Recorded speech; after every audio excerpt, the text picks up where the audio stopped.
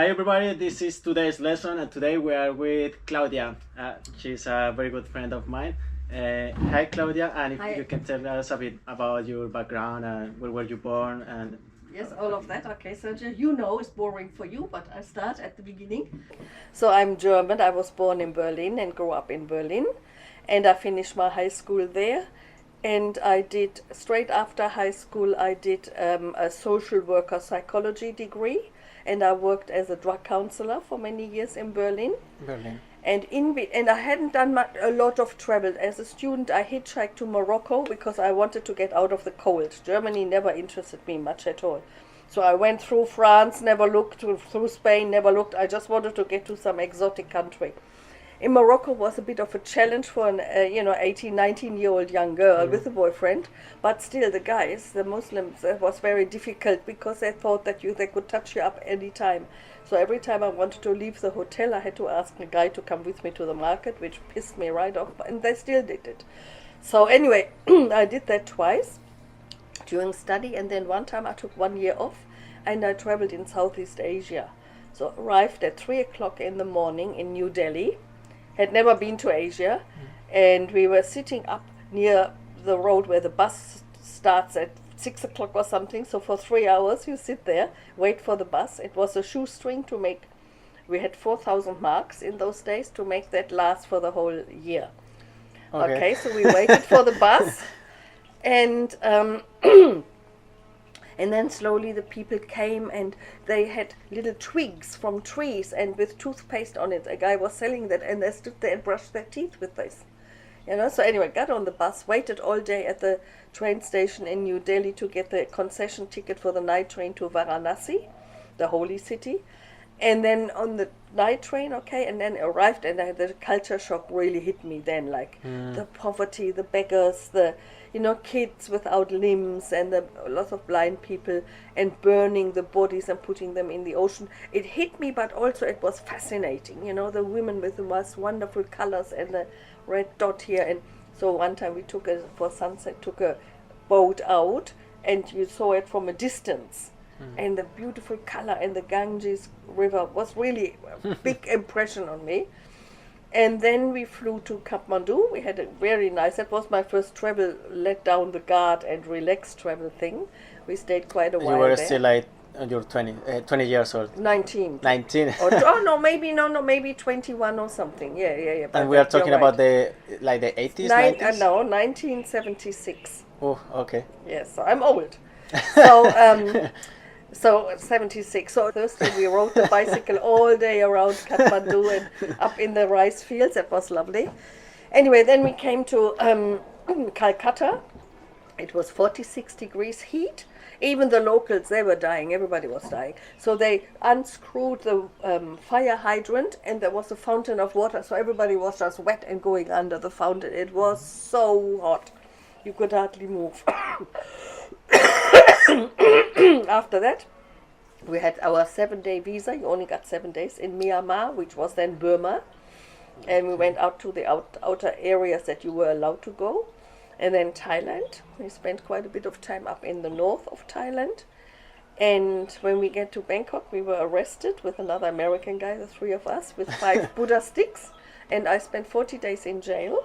Oh my God. And that was the biggest challenge I ever had, I think. Really? The rage of not being able to leave, the rage of being confined in their power. That I remember, that drove me crazy. Yeah? Shitty food, like you got 2 times a day, you got a little bowl of white rice with a few chilies on it, that was that. And, really not all that clean, no beds or anything. One big cell for women, one next door, one big cell for men, with a bath into the police station. So all the guys brought their friends to have a look at the Western woman because it was not a tourist area. But I had the American guy and my boyfriend next door, so we kept on writing little notes and passing them, writing books. So they knew I was in touch. So I felt I never felt unsafe for my own safety. But with the health, yes, there was one big water tank at like a mandi, like a water container, where next to the toilet, which was just a hole in the thing and no curtain, no nothing. And then you had to wash with it. That was the only drinking my water. God. And in the evening there was always the prostitutes were thrown into jail, and they were junkies, so they used that. And I was a drug counselor. I knew what they were doing, using that shitty water to shoot up. Like I just thought they were gonna die. So that was Thailand, in Bangkok. That was in Bangkok. Anyway, after 40 days we got out, and we had maybe 9 Buddha sticks originally, but we were only jailed for 3, between 1 Buddha What's stick a each. Buddha stick? As a Buddha stick is Thai grass, Okay. marijuana, Ah. small Okay. but strong. All right. And so the cops took the other ones, the 6 other ones, and they only trialed us for the 3. And so 40 days was all we got. So then we went down to the beach because we were skinny as skeleton, white as sheets, because it was also neon light all day, all night, always this neon light that drove me crazy as well, yeah. Anyway, so we were really skinny, so we thought we just go to a beach, we eat, we sleep, we swim, we rest and recover. Well, everything was booked out at the beach where we'd been before, where we wanted to go. But the next day we could book the room. So we stayed that night near the hotel, dug all our belongings into the sand and all the stuff on top with our heads on it. Into the sun. Okay. Into the just to make it, into the sand where we had our heads on. Okay. Like a pillow with clothing, Yeah, to keep but it safe underneath. as well. So anyway, we wake up in the morning and we must have been so tired. There was no dope involved. We must have been so tired. They lifted our head, took all our stuff and put it down. So we had nothing. No passport in those days. You had traveler checks. So you Only lost checks. all your bags and belongings. We lost the camera, the traveler's checks, the passport, everything. So we had to go back to Thailand and hang basically in Bangkok to wait for the new passport to be issued and all, yeah. Total piss off. And we were still white as when we arrived at the Thai place there. A lot of the travelers you could see they thought we were junkies. We looked like junkies, really skinny and white, yeah. So anyway, back in Bangkok, got the passports out of Thailand as fast as we could. I think we took a bus or something straight to the Malaysian border. Spent quite a lot of time in Malaysia. That was nice. Then Sumatra was good too, and Java. And in Java we stayed for quite a while in central Java.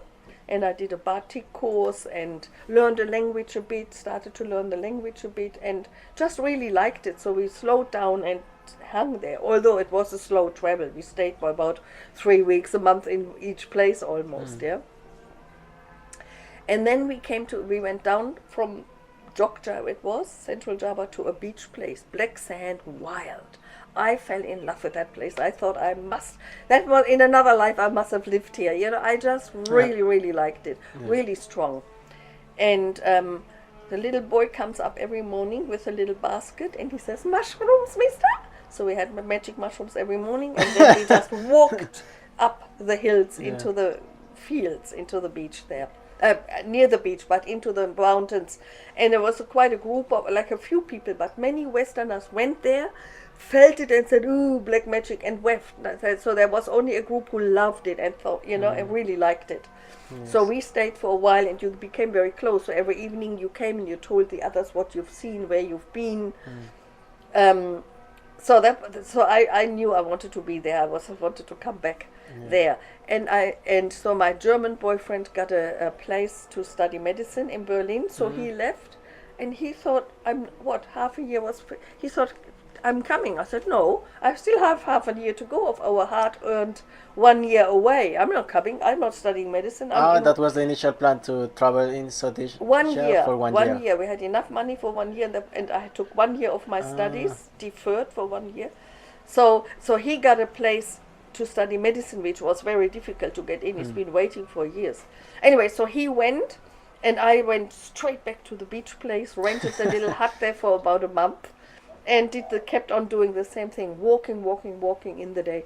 No sun hat, no sunscreen, no sunnies. No one knew in those days that it was bad for you, the sun. I had no idea. Anyway, and I met an Australian guy there who was also staying for a long time on the same trip. And that became my boyfriend, later my husband, the father of my 2 kids. But at that time we just met. And So we spent my visa time there, and then we went up to Thailand because my flight was from Bangkok back to Berlin. And that was another interesting story that will run through the whole thing. Okay. So we were up in the hill tribes, the opium growing hill tribes, and because I still had to do my thesis, and one of the subjects I was ethnology, so I got a few books on the hill tribes. I found that was really interesting because also the Americans had made them do the crop of opium. That wasn't the original thing, to make money for the Vietnam War. Mm-hmm. That was the greatest opium producer and then heroin producer for the, that's how the American army did make money. Okay. So there was all these poppy growing opium people there, but just farmers. They didn't use it themselves. They were just farming it and got a lot more money than they got for any of the corn or cabbages or whatever they grew before. So then one time we went out with a Swiss guy there and my boyfriend Tony. So and he couldn't go. He said, I don't feel good, my foot is hurting, I'm not feeling well, you go and I'll be here and I'll just rest today. We came back and he said, I think I'm dying. I've been cold and hot and my leg and So the people also were worried, the villagers. We stayed just in one hut near the village. Yeah. They said he needs to go to hospital, So we had to make a stretcher and they helped us carry him down to the first road where we waited for a truck to come past. It was out in the middle of nowhere in the hills, very far, in the Golden Triangle between Burma, Thailand and Laos. Yeah. Anyway. So then we went to the hospital in Chiang Mai and he had malaria, so they put him on a drip that cleared up soon. And then he said, look, my foot, there's something not right with my ankle. And they opened it up, scraped the pus out in the ankle. And we think it happened from a mosquito bite because we always use this locally, you could buy in little packets, local powder, antibacterial powder. So he got malaria. He got malaria and the foot, totally infected ankle. Yeah. So they closed that up, and so he stayed, and I had to go back on my flight to Berlin. But in the time traveling there, I met a lot of people who were just traveling like him. He started to study in Melbourne, didn't like it, earned money, did a job very quickly, and then he traveled to England, then he was a truck driver in Canada, and he just worked all over the world and didn't go back. And I thought, wow, I don't have to go back, but then I couldn't do it to my parents, and I was a bit afraid to just, after the years of study, to not have the finishing. Degree. So I did go back, but I thought after I have the degree, that's what I'm going to do. I'm going to travel the world and not have to go back, no fucking return ticket. So anyway, finished my study, and I wrote, one of my thesis was, in the ethnology, was about the poppy growing hill tribes in the northern Thailand. And so I passed it, but the guy said, look, it's a little bit anecdotal, and I wouldn't have a clue about it, so I just have to pass you.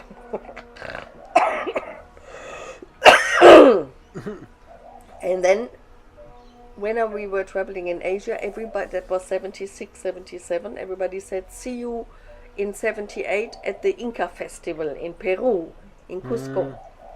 And so that was our plan, and we made it. We studied, worked, I got paid for the drug counseling, and went to South America, arrived in Lima, couldn't get a bus, a train or a flight to Cusco because of the festival.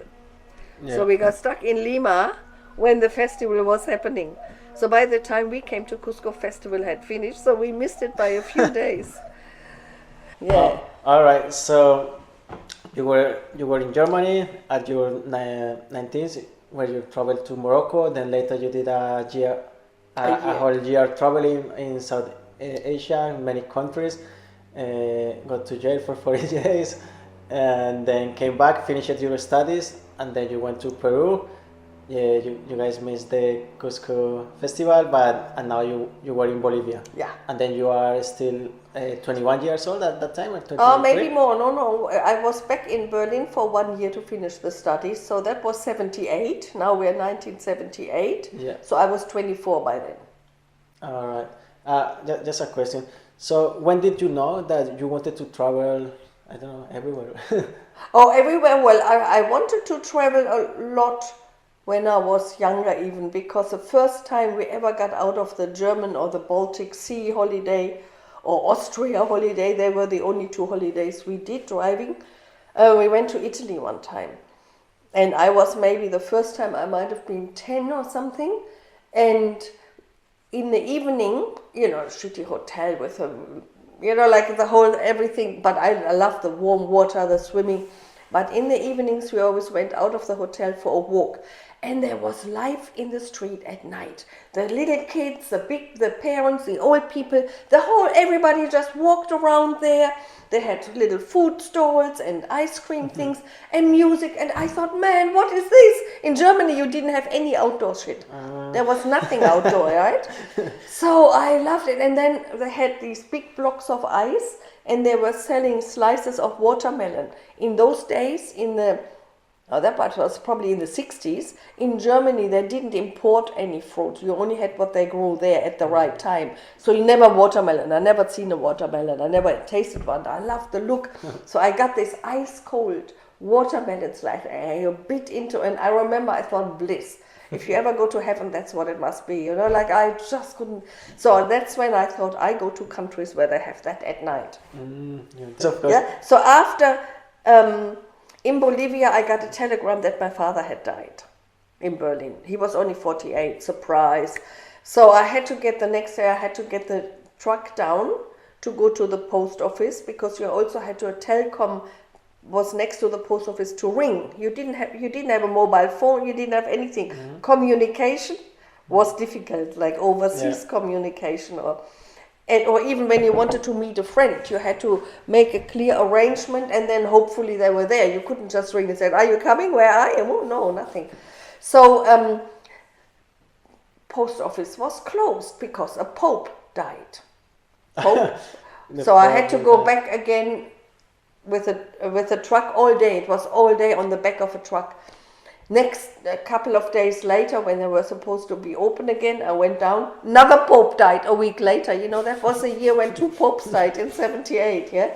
So I had to go back again. By the time I finally could ring my mother, she wanted me to come. I said, I only stay 2 weeks, no more. And she said, yes, good. So I got all my money that I had saved, went on the return flight, which I never wanted a return flight. So went back, had 2 weeks there, but I rang up my friend beforehand, another friend who was going to meet us in Bahia for Carnival the next February with Tony. In Bahia, what's it called? Salvador de Bahia in Brazil, north of Rio de Janeiro. Because it's a nicer carnival like it used to be, not like in Rio de Janeiro with all the Americans. Anyway, so I went with him to Tobago and Trinidad, the Caribbeans, to Surinam, which is a very interesting country in the north of the South American continent, is formerly Dutch Guyana. So the Dutch colonialists had brought a lot of Javanese there to grow rice and a lot of Africans there to work. Whatever. So you walk around there and you can hear the Javanese music. They have their sarong on. Their food is Javanese in the area of this. And I tried to talk my Indonesian with them. They didn't understand because the Dutch introduced the Bahasa Indonesia as a colonial language to them. But they were taken out and brought there beforehand, so they only spoke Javanese. They could, but everything was so like in Java in the old days, so traditional. They hung on to their tradition. The same with the. And that's in Trinidad and Tobago. That is Surinam. Surinam is the country. They are in the north of Brazil. Basically, there are 3 little Guyana, or formerly Guyana. So there was Dutch Guyana, which is now Surinam. Then there is French Guyana and British Guyana. Those 3 countries are at the top. Okay. So anyway, it was very, very interesting. And then we met Tony again, and we had the carnival in Bahia, and his ankle was still bad. So he had it up. I missed a little bit. So after Java, he came to Berlin when I finished my study, and he had his ankle operated. But by that time, it was all eaten away by infection. So they cut the ankle out and pressed the leg bone and the foot bone together. And they put a metal bar through and pressed it for 3 months or something. Then they took it out. And so he everything is all right, but he can't move the ankle joint. Wow, okay. But you hardly notice it. You only notice when he runs or goes downstairs. Anyway, and they had to leave one screw in, and it said in about a year you can get the screw out from any doctor in the world. They take an x-ray, they see, they take the screw out. So in Rio we went to a German doctor, he took the screw out and he said 1 week, don't go into water or anything, keep it clean for 1 week. Sure enough, after 3 or 4 days he had enough, went into the water, got infected right through the hole again. Oh, no. And the guy said, if you want to keep your foot, you get out of the tropics. That's how we ended up in Australia. And by the time we arrived in Australia, it was okay, cleared up.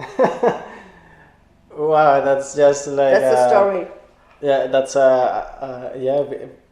biggest stories. So he was I think in Java when he got the malaria. Yeah, when he got malaria was in Thailand, but he got his foot infected already in Java somewhere at some point, but he ignored it. It wasn't too bad. Okay. And he kept on putting that powder we used to get on the outside. So what they think happened, it plastered it all up, made it all tight on the outside so the infection couldn't go out, so it went in. Anyway. Wow. So that was the saga. And when we were in Peru at Machu Picchu, we were, you know, when you see Machu Picchu, you have the Inca ruins, and there's always one mountain sticking out. So we climbed that mountain, him on a crutch. We climbed that at night, in the evening, stayed over at night to see the full moon and the sunrise the next morning up on that little mountain. And he was still on a crutch then. Wow, he was Yes. he was quite tough. Tough guy, yes. But then it was okay, all of it was good after. So Anyway. how long did it last, all this trip to South America? A year? All right, yeah, it was long as well. A year. And we in Bolivia and Peru, we learned to speak Spanish okay. You know, just to have a conversation. Are you married? Why not? Do you have many children? And blah, blah, blah. Mm-hmm. And then we went to Brazil and we could not understand one word and they could not understand our Spanish, you know. But it's so different, the Brazilian Portuguese. But I don't think we ever managed that. That was so difficult, the language. Anyway, so then we were in Australia. Not Australia. Australia, and then I was very grateful that I had my degree and finished it from Germany. So I got all my uni papers sent over, and then they were sent to Canberra to be recognized. And they don't recognize social work or social work. They don't recognize in any other country, like law. You have to do it in the country. I was not going to study again. But they made a wonderful mistake, the translators, the official government translators in Canberra, and they translated it as qualified teacher. It was a diploma pedagogue. Great. So then I did a course, I did a 1-year full-time graduate diploma in teaching English as a second language, while I was teaching German in the evenings, but I knew that German was only going to be there for a short time. I hate teaching German. I never trained as a German teacher. It's very hard to know how to teach it from the outside. Anyway, so I did my degree, and I worked for a year in AMES, the Adult Migrant Education Services. And then I had my son, my first son, Rio. We called him Rio. Now we're in 86, January 86. So Rio, because of your trip in Brazil? Because we like a few reasons. Rio. I'm a Pisces, a water. Tony is Cancer, water, and he was going to be born in January. Rio de Janeiro means river, water, of January. Few reasons. And also I wanted to have a name that the Australians couldn't make any shorter. You know, they make it short. So Rio, 3 letters, so you can't do it any shorter, yeah? Yes.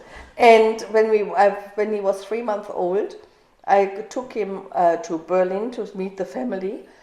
And to get the German Kinderpass, the German pass for child passport for a baby, they said, "Oh no, you can't call him Rio. Rio is not an acceptable name in Germany. They say Rio means river. You can't just call your kid football or something. I said, bloody fucking Germans. And they gave me a provisional passport, until I changed the name. Or they said, you can work it out with the bureaucrats in Germany, but you will see, they will not accept it either.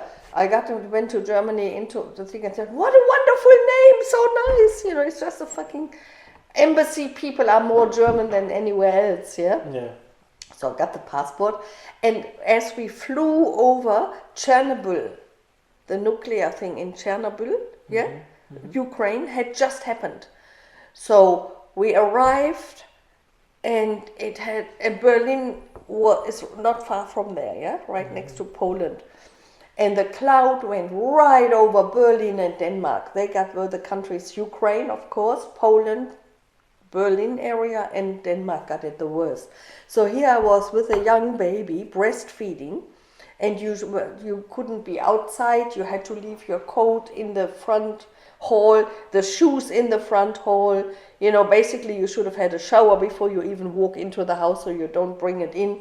You don't be outside in the grass. You don't eat any fresh stuff, because in Berlin is surrounded by East Germany and Poland. So all these trucks with the fresh produce were not allowed to come past the border into Berlin, West Berlin. So they're standing right on the border, but the gamma rays, they don't know that. You know, like, so we had very, very high reading.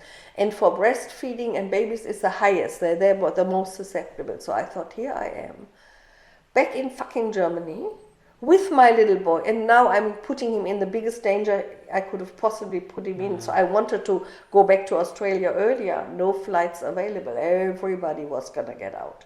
Yeah. That was a horror trip for me. Wow. And how long did it take? No, I had my return flight, 2 more weeks, like 1 month I stayed there. And that flight I still had, but I wanted to change it to earlier, but you couldn't get anything earlier because everybody got out.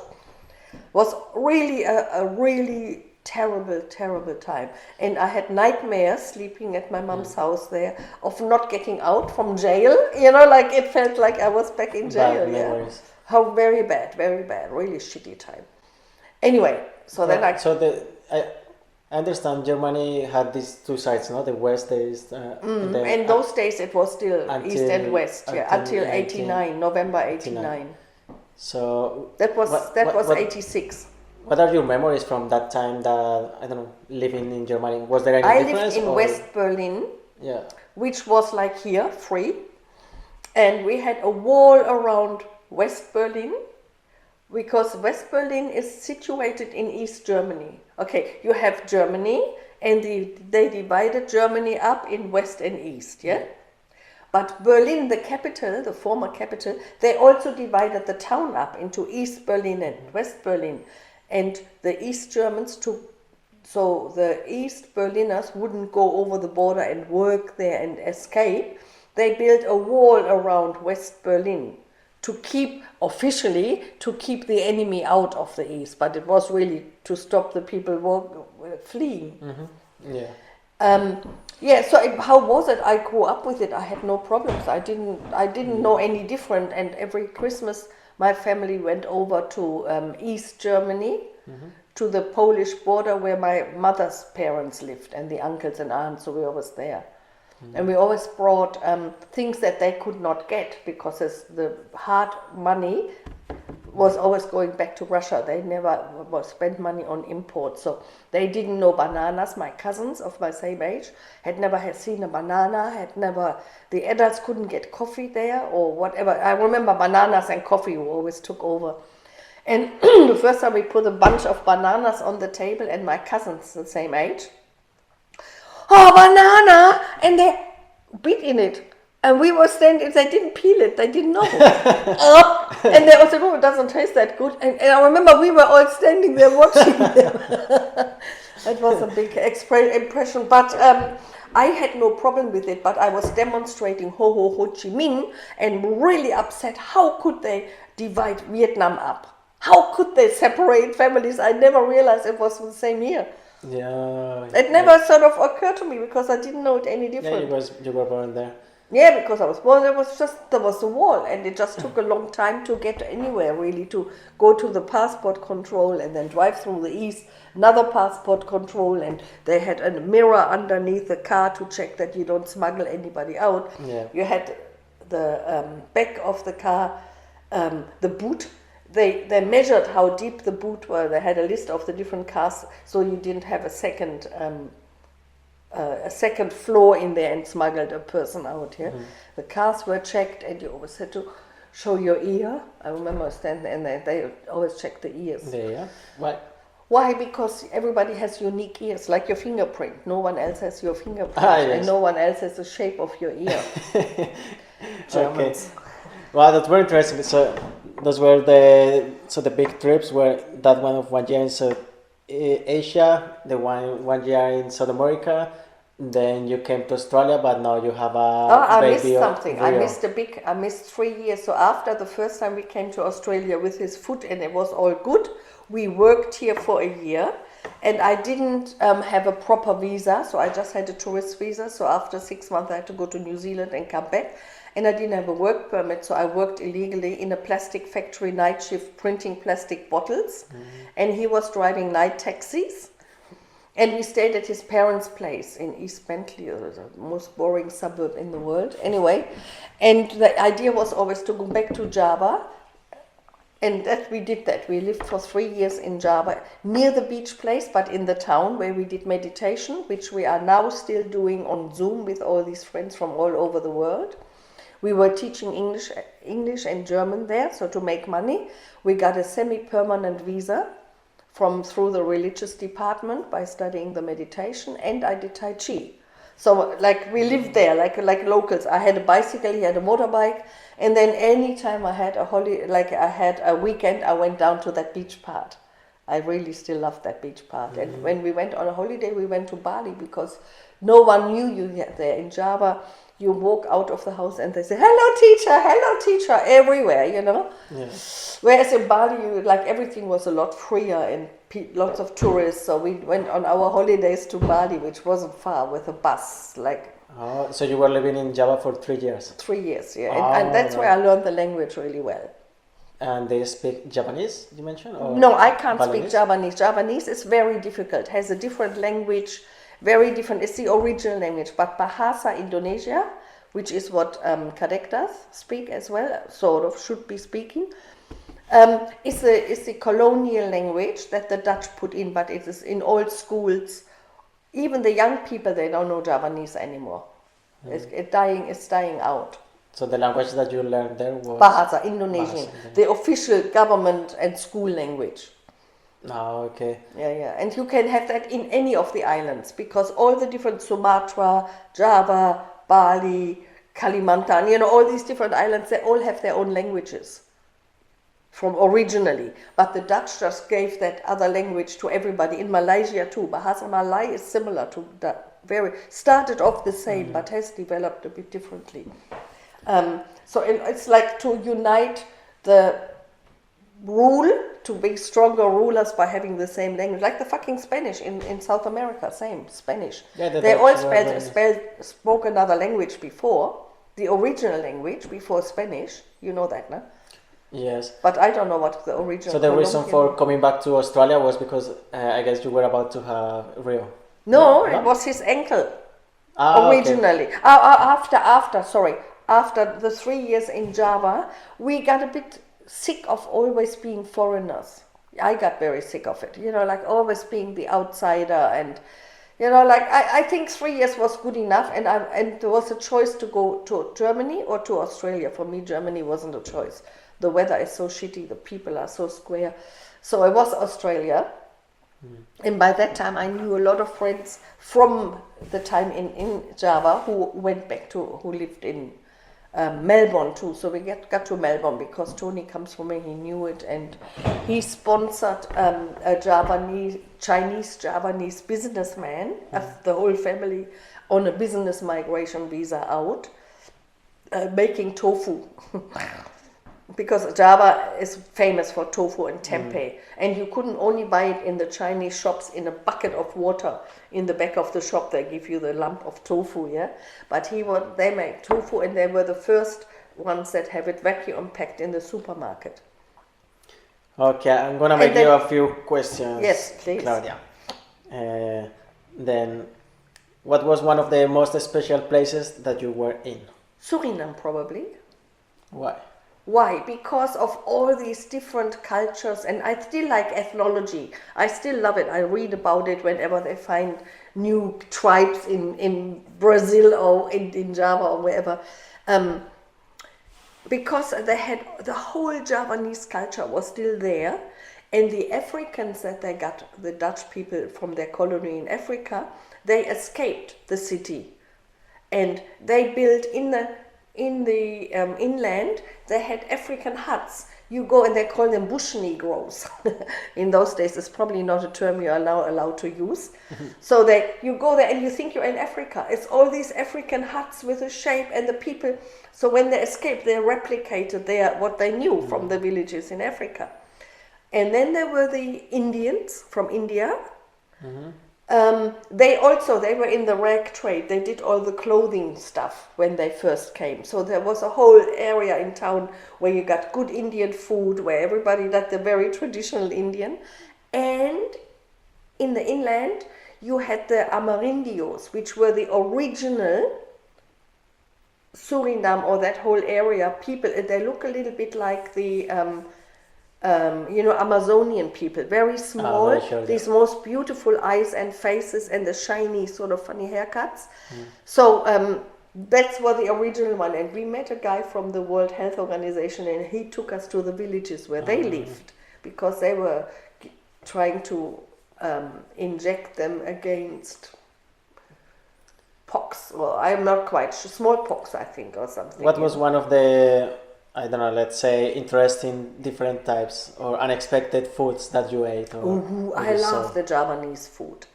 Indonesian food is very, very interesting. So much. We were vegetarians when we were traveling in South America.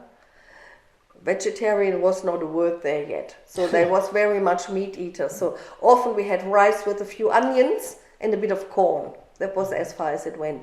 But in Peru, in Cusco, at the market, they had ceviche.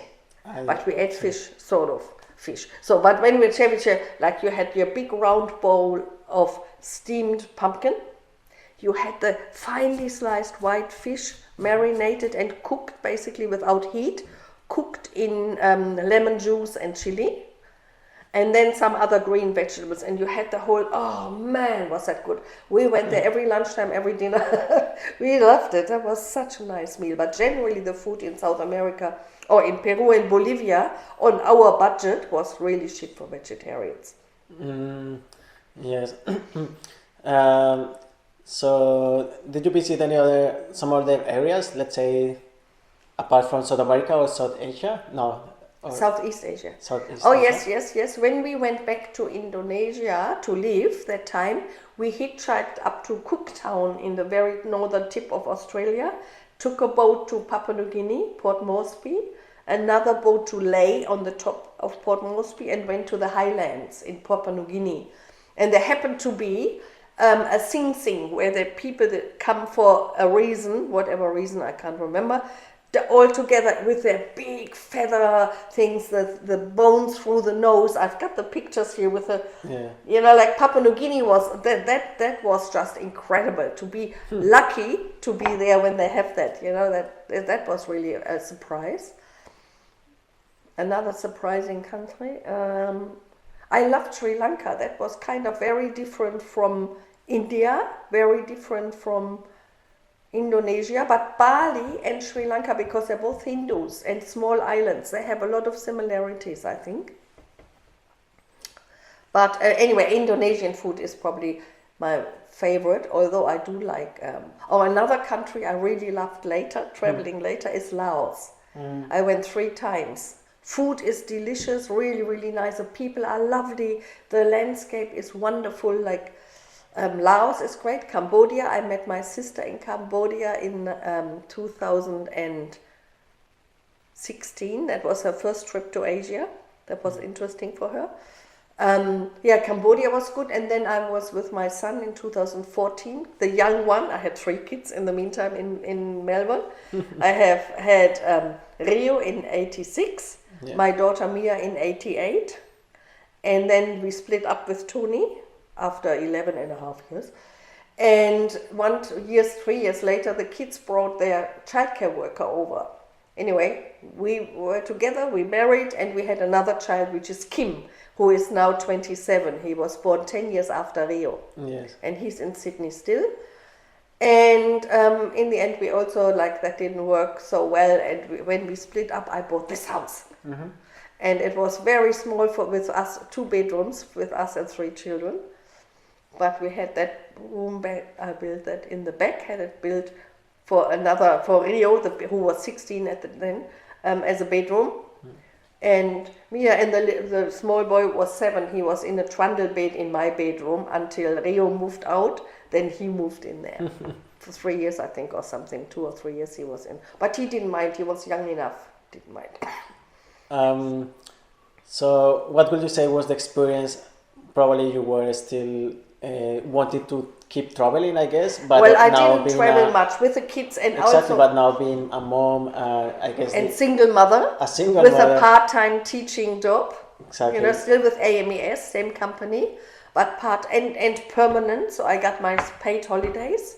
So, but my mother often paid a flight ticket for my kids and me to come over. So every 2 or 3 years we were in Berlin. Yeah. And that was always interesting and nice. And my kids, even when they were adults and traveled by themselves, they always went to Berlin to visit the family. They always stayed at my grandma. And Rio says it's like his second home. He knows wherever he goes into the kitchen, and he knows where things are, and feels very comfortable there. Which is that they don't speak German for any bullshit, not at all. And so all of them are feeling very comfortable there. There's my mother, my sister, and the sister had 2 girls who came twice. They came to visit us here.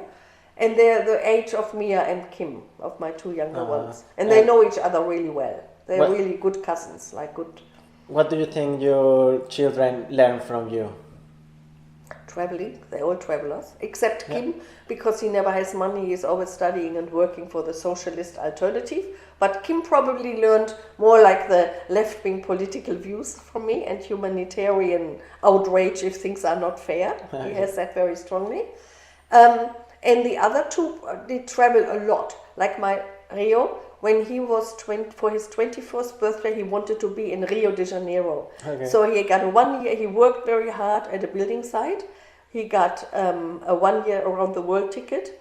He started off in Berlin for the 2006 World Cup, where the Australians were playing. Yeah. So, and then Kimmy and I went over, the little one, and we had a few things with the family together. If Rio wasn't up in some other place where he just got tickets to play everywhere where the Aussies were playing.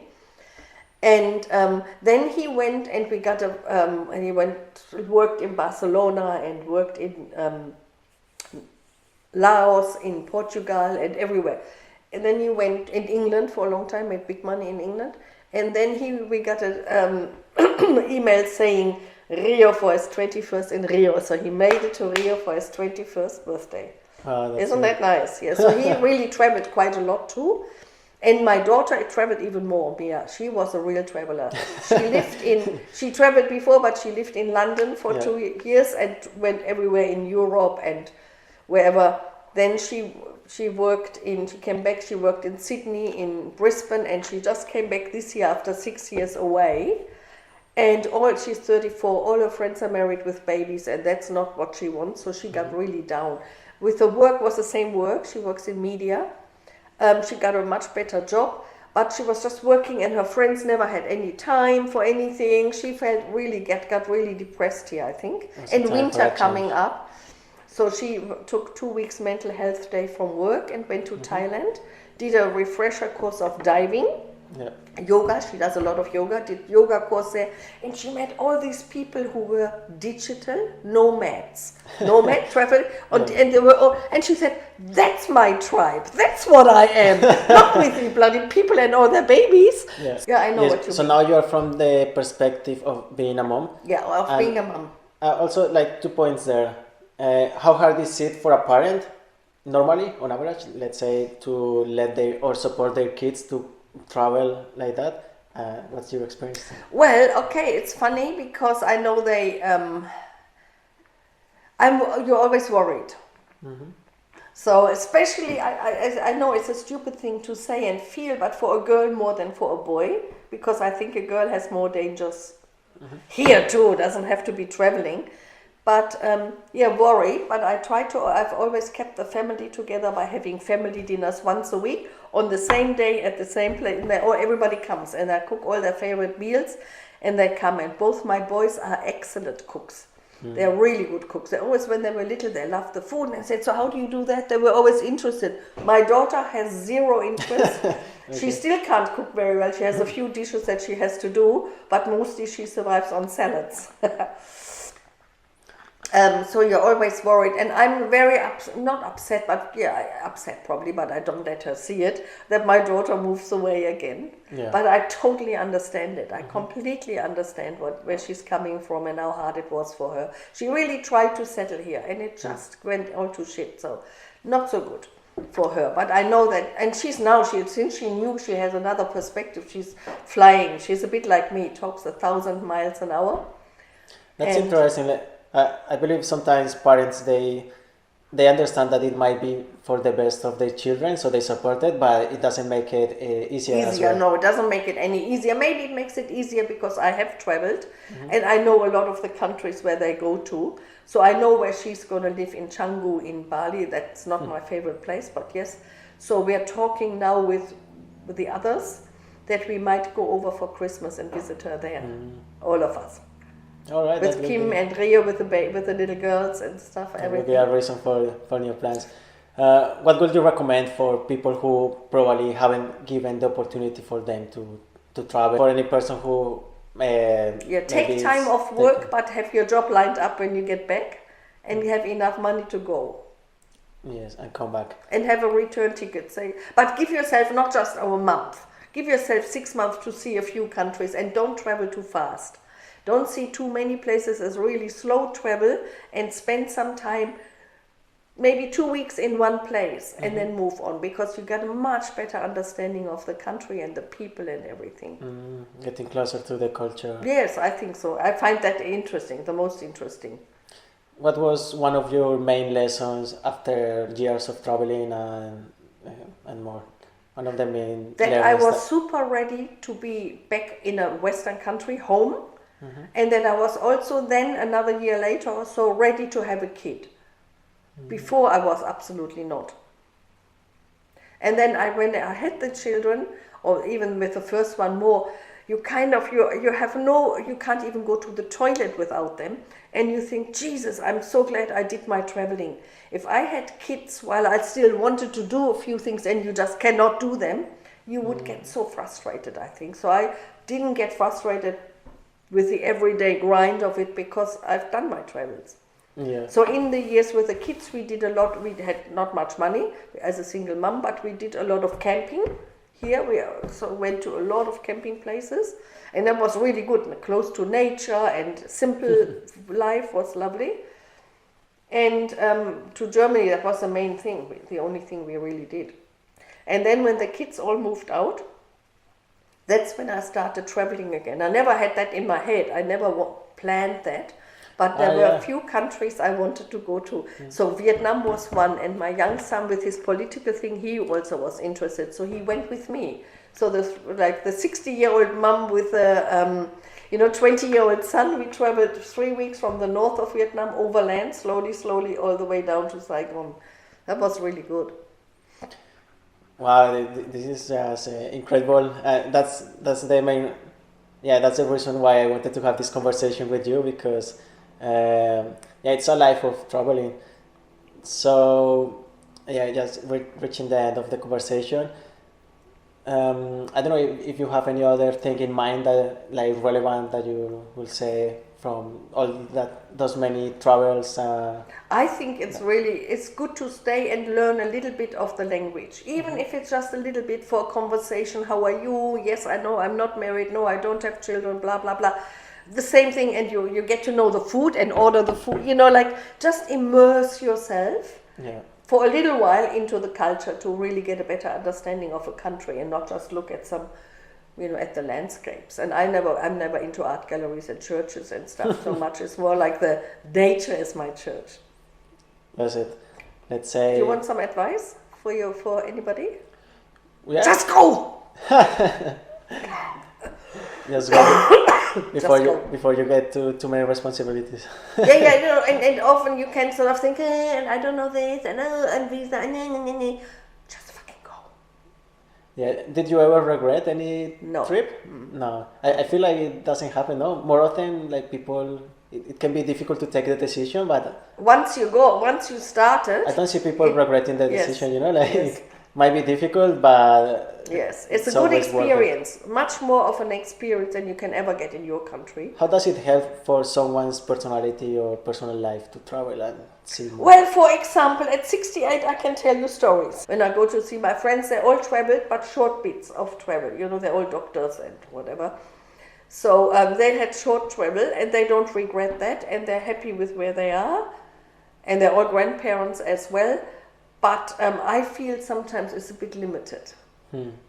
But if you only know that, you don't know. You're not unhappy with it, I don't think. What is one of the main lessons that you have got from years of traveling?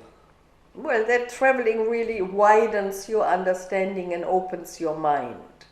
And just teaching English as a second language to adult migrants, that was really helping, I think, to connect with them, because I'd been to either their country or some countries around, so I had a bit of an understanding of where they were coming from. That really helped me here in my job, I think. There you go. Travel opens your mind. Yes, I think so. Travel does open your mind and expands your experience.